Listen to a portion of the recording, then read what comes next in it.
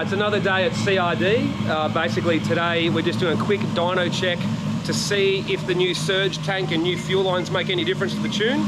So we're just checking that out. So Con has the car on the dyno, it's warmed up, ready to go. Let's see what she does. It's a Friday afternoon, it's beer time, and Con's doing this for me. Thanks, Con. He loves me for it.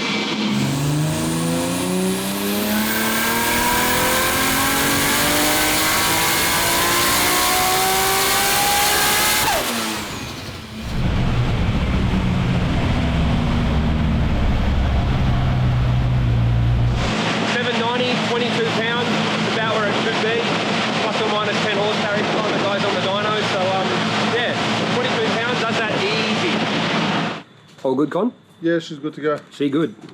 All right, let's go to roll racing, test it out.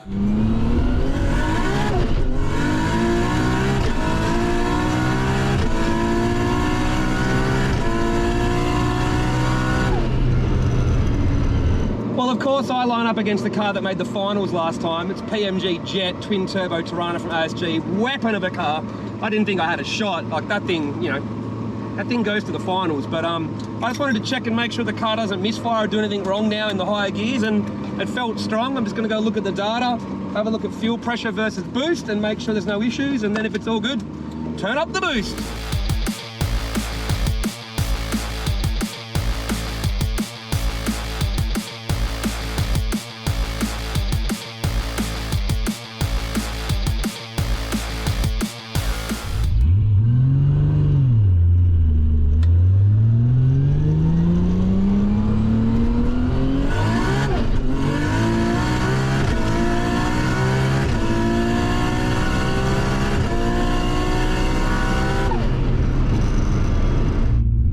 Just my luck to get beaten by some big 1,000 horsepower Falcon, right?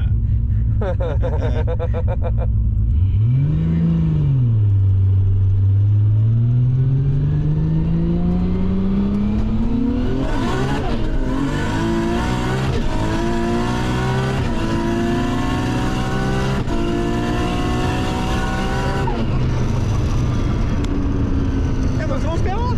At 790 at the hub. No way. Yeah. That sequential makes a huge difference, eh? That was a bloody great run.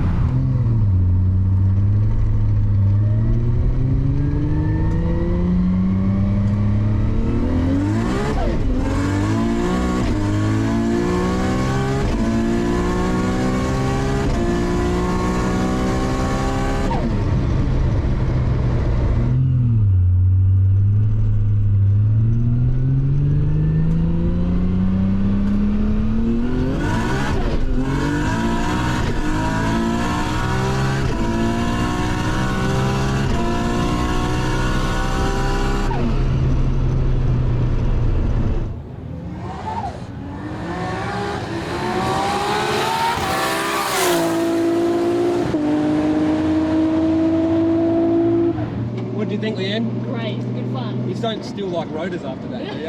I love rotors. I have to love rotors. Yeah, you have to. I know you're a GT-R girl.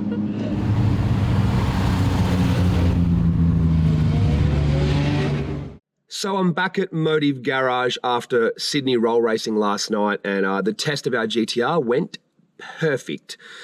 Basically, the whole idea of going to roll racing last night, other than having fun, was to basically test that our fuel system no longer had any fuel pressure oscillation. So first hit was low boost, and yeah, data from that was fine. Then after that, put it on 800 horsepower, and yeah, car's perfect. It's basically the first time the car has performed faultlessly since we got it running, basically due to that fuel pressure oscillation that we had. And you saw in that previous video, we fixed it up. So let's have a look at some data on the screen from last night. So I'll talk you through some of this data. Here's a run. As you can see, it comes on boost in first gear. Only hits about 17 PSI in first gear, just due to the fact that it accelerates really quick, doesn't get enough load. Get into second.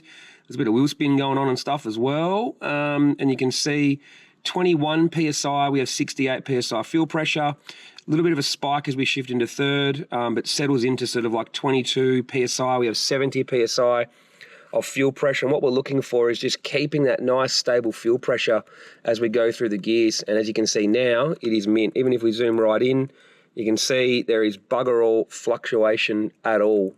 in the fuel pressure. So our problem is solved all the way through into 5th gear, no issues at all. So that's the fuel pressure issue now finally sorted on this car, so we can start racing it, although we are going to develop some more parts.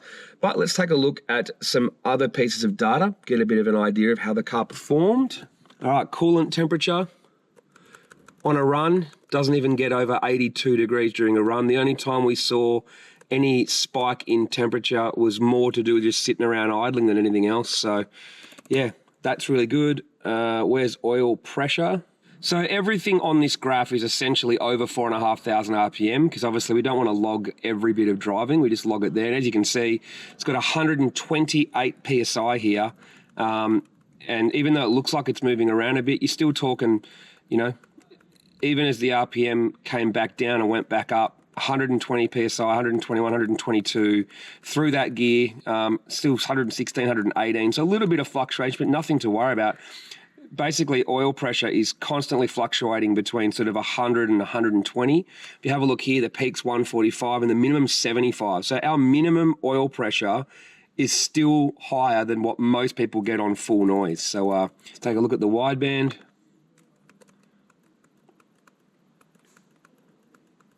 You see, once we settle into a gear, 11.2, 11.3, 11.4, then you got the shift back into 11.2, 11.4 area.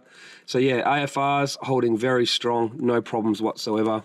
So looking at all the data, you can see the car is running perfect. With the fuel pressure issue gone, we can finally stay in it every gear. Every single piece of data is exactly where it should be. Croydon tune is on point. Car's pulling very strong. It's probably the fastest, only 800 horsepower GT-R I've ever driven. It is, yeah, it's a weapon. Very well hooked up. Honestly, this package in the car now, I could recommend is probably the ultimate GT-R street car. Super fun, super reliable, super responsive, can go rounds. It's very hard to top this. In fact, going to a G45 and getting to the 1,000 horsepower club certainly won't make the car more drivable, that's for sure, but it obviously will make more power. So who knows where the future ends up with the final combo in this car, but we are going to go to G45 next.